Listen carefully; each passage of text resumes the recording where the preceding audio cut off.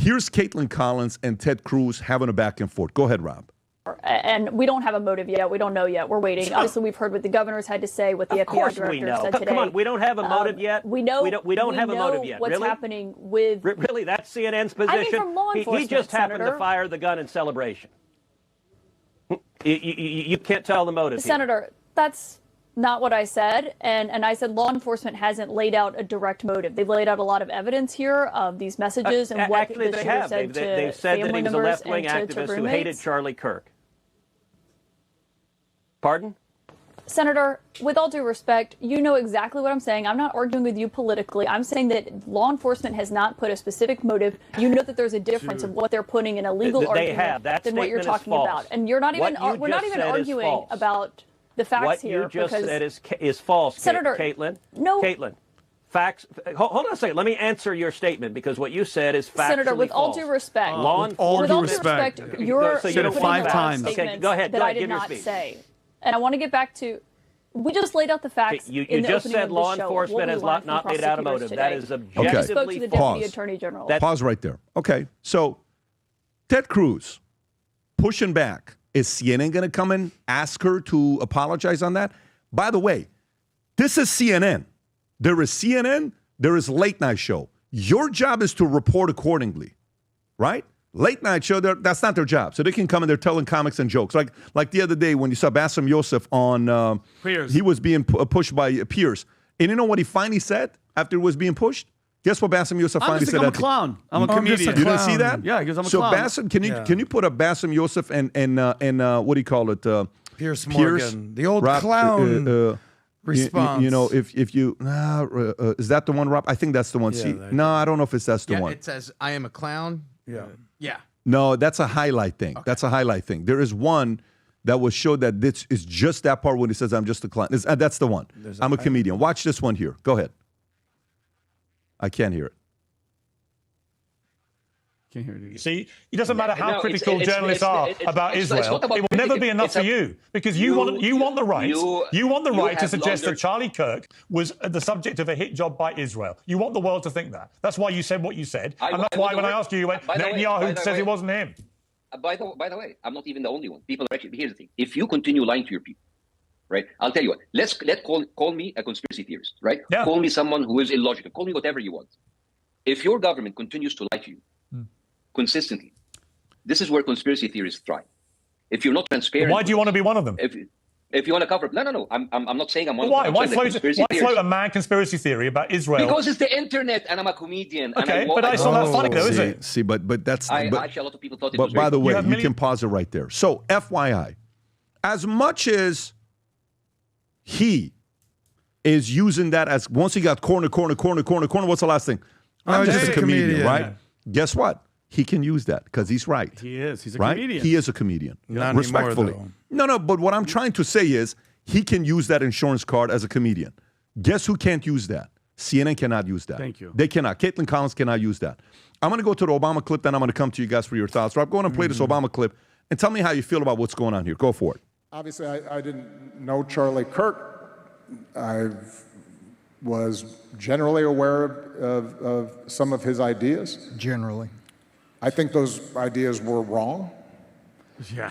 But that doesn't negate the fact that what happened was a tragedy and that I mourn for him and his family. He's a young man with 2 small children and a wife who obviously, and a huge number of friends and supporters who cared about him. And so we have to extend grace to people during their period of mourning and shock.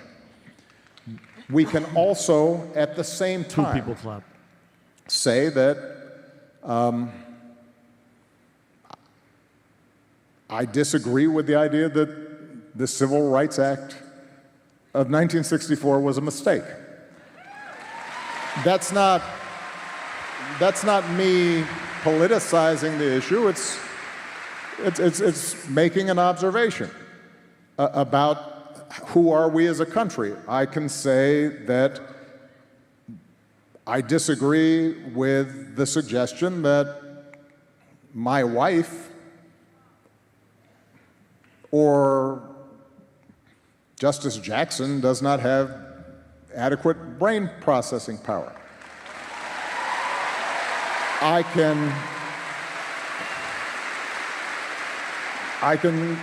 can say that I disagree that Martin Luther King was awful. I can disagree with some of the broader suggestions. How of, folded is his leg? I can't even get over that. Let's see what he says here. Liberals and Democrats are promoting a conspiracy to displace whites and replace them by You can pause ushering it right in. there. You can pause it right there because so what do you, Tom? What do you think about the whole Caitlyn Collins, CNN, Ted Cruz, and Barack Obama? Okay.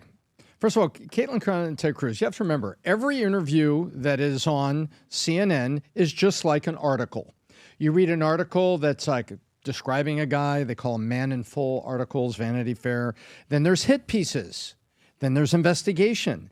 And everything you see on CNN is one of those. That was meant to be an opportunity to, bend the senator a little bit and get him upset and get him saying things and then kind of go after him. And you have to remember, it's not just Caitlyn Clark there. She is not a career journalist. She's a commentator. You have to look where she came from. She's not an investigative journalist. This is not the young modern version of Mike Wallace or of the people of that ilk. She's a commentator. She has a producer in her ear that is talking to her and is directing the flow of this. And she attempted to get him going, and she was wrong. And then she doubled down and was using and tried to put herself in a position, with all due respect, with all due respect, with all due respect, making her look gracious and to the point, but she was wrong, and he had her, and he was wrong. And Ted Cruz is not the easiest guy to interview, and sometimes he gets kind of rough and kind of pushes. And so what I see there is Caitlyn just needed to say, I misspoke. What I'm meaning is this, and restate the question. But she's going to double down because she's going to keep the purpose of it was to get him upset and to get clips out of it later. That's what they're there to do. They're not there to inform us. They're not there to do anything else. That's that one. Now, Obama, man, that does not look like Obama. He's speaking slow, he's being careful, and he's carefully trying to bring up all of these incendiary barbs, but it's not the old Obama. We need to extend some grace, which means I think he's wrong, and so I got to give him grace. And he just didn't look like Obama. Obama got paraded out at the end of the election, and it didn't do any good. And guess what? Obama is getting paraded out now.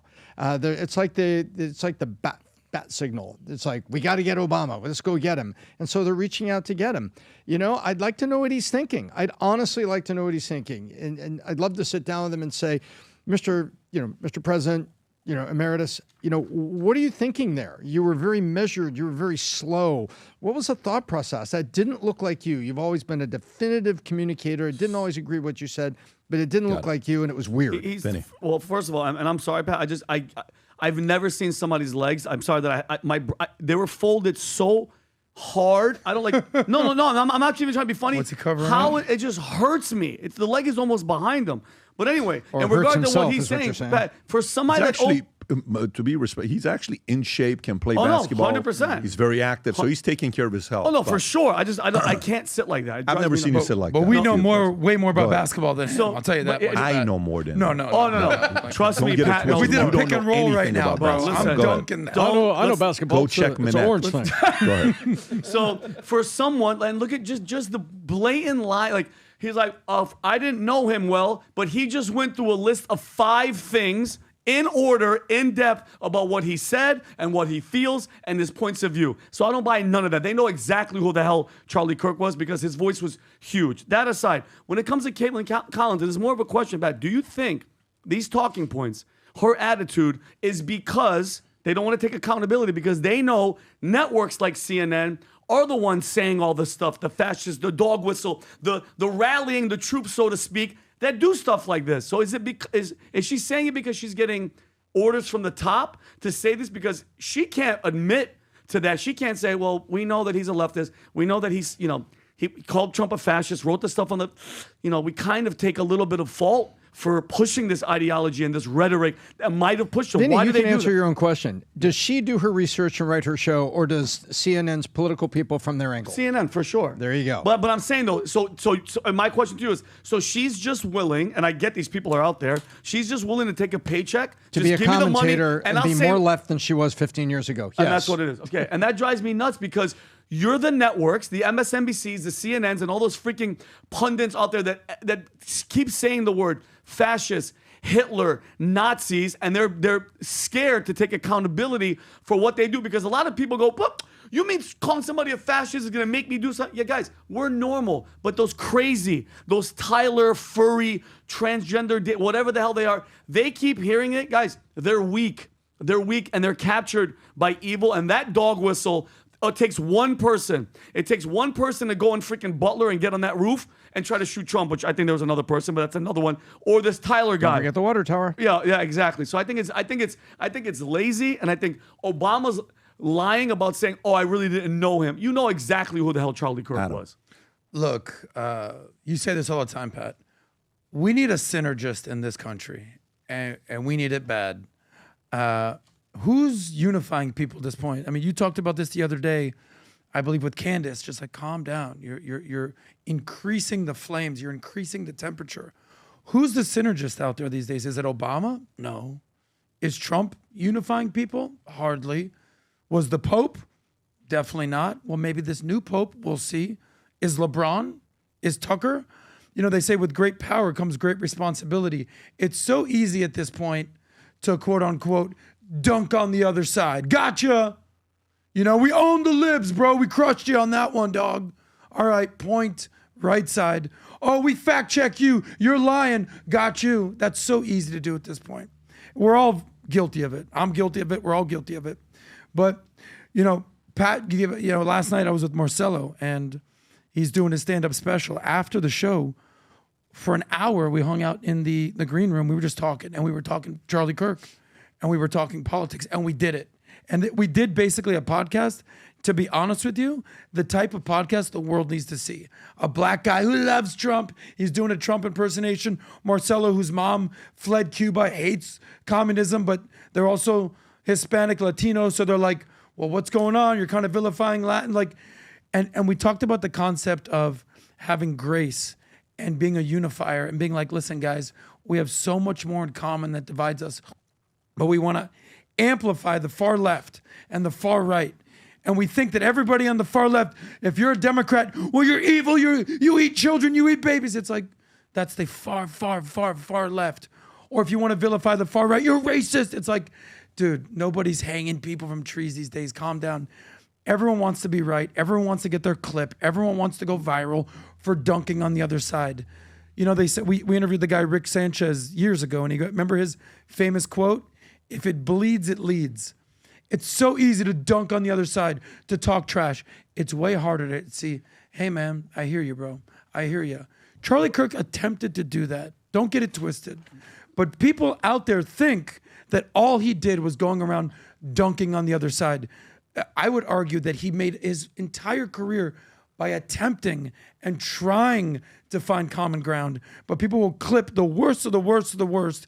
And then you have Barack Obama basically saying, I disagreed with him on pretty much everything, but, he doesn't deserve this ending. Really? Jamie Lee Curtis was like, I found everything he thought to be abhorrent, and I disagreed with everything. No, you didn't. You actually didn't. But that's an easy thing to say. We need more unifiers. We need more synergists. Let's find common ground and work together. I agree with that part, Adam. But when it comes to, and I get it, people want to dunk and do everything. But the left, and we showed the chart when Eric Bowling was here, it's 8 times, 6 times more than it's the left because they've been indoctrinated. Right. Adam, and it's like, and bro, I'm so proud of you from where you were. Look at where you're at. Look at what happened, Adam. And this, by the way, this isn't happening. Me, this isn't happening more than it should be because, Adam, the truth and common sense, they have a brainwashing system, a psyop on these people. And Adam, I've talked about family members that are still celebrating, and now another one of hoping and waiting for Donald Trump to die. There's something mentally wrong and spiritually wrong with these people, Adam, and it's way, way, way, way more on the opposite side. Well, can I say one thing? You're absolutely right. And a lot of it comes from having great leadership around you, great team around you, being willing and reasonable. I'll say this. One of the things that the right would always say, I think Ben Shapiro coined this, he goes, facts don't care about your feelings. Facts don't care about your feelings. Correct. The facts don't. But people actually do have feelings. Good luck telling your girlfriend that you're fighting with, babe, don't worry about it. It's not that big of a deal. That argument will never end. Babe, it's not that big of a deal. What's with your feelings and your emotions? That's all they're thinking about. So, to dismiss people's feelings and emotions is dismissing their actual reality. Yeah, but listen, respectfully, Barack Obama was so divisive in America. I fully agree. Huge. He divided America in ways that we hadn't had for many years. Every time something happened, he would use a race card. So did his wife. So people got sick of it. It was just getting too much. And every time he was president, every problem ever happened. If you remember the one phrase used all the time, I inherited this administration. Yeah. We had to hear that for 5-6 years. People got tired of it. Having said that, where we are today, you're not going to get rid of people that are going to be doing their loud podcasting stuff and doing all that stuff. There's a massive business model for that. People are going to follow that. It's not going to go away. The reality of it is whoever chooses to play the synergist position are typically the most hated people. Whoever chooses to play the synergist position is typically the most hated people. There's a reason why we don't take sponsorship money on PBD podcasts specifically. You realize every time people are like, I can't believe you're selling merch. Yes, because we don't take sponsorship money. I can't believe we don't connect. Yes, because we don't take sponsorship money. I can't believe we don't consult. Yes, because we don't take sponsorship money. What's your point? We don't have to answer to anybody because they told us what to do here. And we have control of our companies. We own all our companies. We're majority shareholders of all our companies. We just made a massive announcement last week at the Vault, which I'll make the announcement here to all of you guys here soon because I got to go shoot the video with them and then I'll make the announcement to you. But everybody's playing a different role. No one's here trying to judge anybody else. All I'm trying to say is as we're going through this next phase and all these guys are coming out of nowhere acting like they were unifiers, Obama was not a unifier. The last time Obama was a unifier when he gave his DNC speech in 2004. The moment he became the president, he started dividing America in a massive way. And we have to hear the rhetoric every day on how he got a Nobel Prize for doing what? Nothing. 9 months Giving after a being speech president. at the Berlin Wall. So, that there's nothing there for us to sit there and recognize. Vinny's been working on something for the last 6 months, a shirt that he's excited about. Truly, he's excited about. And I want Vinny to tell you about the shirt here. Go for it. Thanks, Pat. So guys, like Pat said, I've been trying to work on this shirt for almost a year, Pat, if I'm going to really break it down. And we, traveling, Italy, this, that, never got back to it. But now I think this is the best time, especially with the battle and everything that we're going through right now. I'm calling it like the faith-based line. It's a faith over fear shirt. I have the cross in the front, boom, in the front to let everybody know where you're at. And then I have this on the back.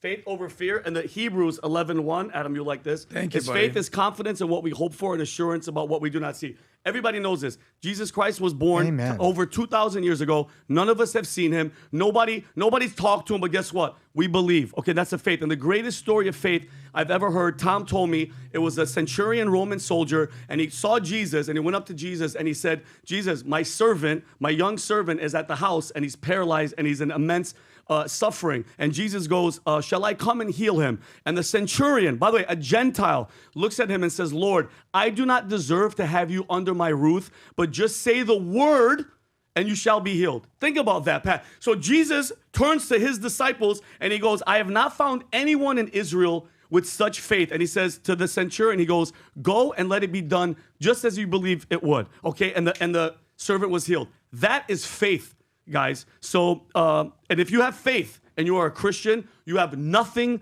to fear. In the Bible, the command of do not fear, do not be afraid is said 365 times in a different variation, okay? And that's one for every single day. So if you have faith, guys, if you have faith in God, in Jesus Christ, you have nothing to fear. nothing to fear. And that's what motivated me. And I made this shirt. Boom, it's on the website, Pat. We have black, there's white, there's maroon, and there's different variations, Robbie. If you can, the shirt, boom, faith over fear. Sick. No, it's ridiculous, bro. Look at the white one. And by the way, you know, like I wear my cross, guys? Yeah. When you wear this shirt, you don't need jewelry because that lets everybody in front of you know. And then when I leave, respect. Boom.